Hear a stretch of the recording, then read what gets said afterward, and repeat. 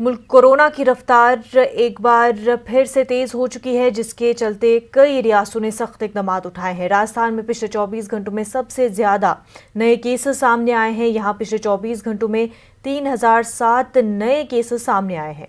इस सिलसिले में राजस्थान में गहलोत सरकार ने बड़ा फैसला लिया है।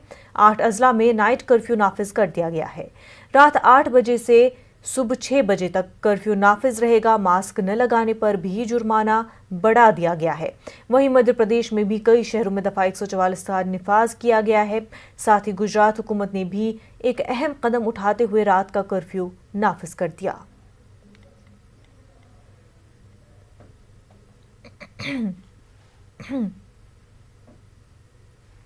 है कि 2 दिन के लिए ये कर्फ्यू रखा है।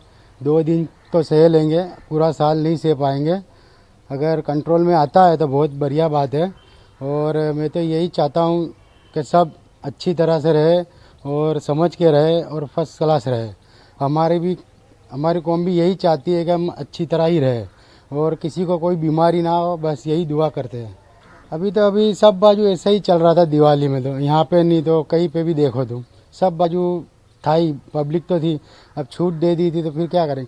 हाँ, 2 दिन में 4-5 दिन में केस बढ़ गए, लेकिन अभी कंट्रोल में आ जाए तो अच्छा है, बहुत बढ़िया बात है।